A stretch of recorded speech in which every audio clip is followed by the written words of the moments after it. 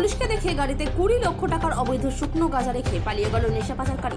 বুধবার ত্রিপুরা খোয়াই ভায়া কমলপুর জাতীয় সড়কে যানবাহন চেকিং করছিল ত্রিপুরা খোয়াই থানার পুলিশ। ঠিক তখনই খুব দ্রুত গতিতে একটি ছোট মাল বোঝাই গাড়ি আসছিল। তখন গাড়িটিকে পুলিশ দাঁড়ানোর জন্য সিগন্যাল দিলে পুলিশের সিগন্যাল অমান্য করে দ্রুত গতিতে গাড়িটি চলে যায়। পরে গাড়িটির পেছন পুলিশ ধাওয়া করতে থাকলে খোয়াই সিঙ্গিছড়া এলাকায় গাড়িটিকে রাস্তার পাশে দাঁড় করিয়ে চালক পালিয়ে যায়। এরপর খোয়াই থানার ওসি কৃষ্ণধন সরকারের নেতৃত্বে ডেপুটি কালেক্টর অ্যান্ড ম্যাজিস্ট্রেটকে সামনে রেখে গাড়িটির গোপন কক্ষ থেকে 96.5 কেজি অবৈধ শুকনো গাঁজা উদ্ধার করা হয়। এই অবৈধ শুকনো গাঁজাগুলির কালোবাজারি মূল্য প্রায় 20 লক্ষ টাকা হবে বলে জানিয়েছেন ওসি কৃষ্ণধন সরকার। তিনি মাদক পাচারকারীদের কড়া হুঁশিয়ারি দিয়ে বলেন, এই মাদক পাচারের সাথে যারাই যুক্ত রয়েছে তাদের কাউকেই রেহাই করা হবে না। ত্রিপুরা থেকে বিক্রম কর্মকারের রিপোর্ট, বিগ নিউজ বাংলা।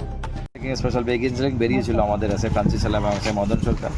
চেকিংয়ের সময় একটা গাড়িকে যখন সিগন্যাল দেয় গাড়িটা দাঁড়ায়নি, গাড়িটা পালিয়ে খুব স্পিডে যখন পালিয়ে যাচ্ছিল এবং গাড়িটাকে চেস করা হয়েছে। এটা সিঙ্গিছড়া 2 নম্বর ক্রস করে চেরমাতে আসার পর এটাকে ডিটেইন করা হয়েছে। ডিটেইন করার পরে দেখা গেছে গাড়িটার ড্রাইভার গাড়ি ছেড়ে পালিয়ে গেছে।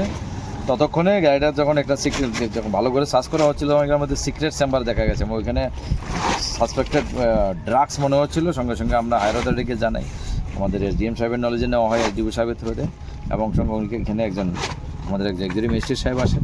ওনার উপস্থিতিতে পুরা গাড়ি ভালো করে ছানবিন করে দেখা গেছে এবং সিক্রেট চেম্বার থেকে 96.5 কেজি ড্রাই গাঞ্জা বেরিয়েছে, মানে গুড প্যাকেট, আর 47টা প্যাকেটে।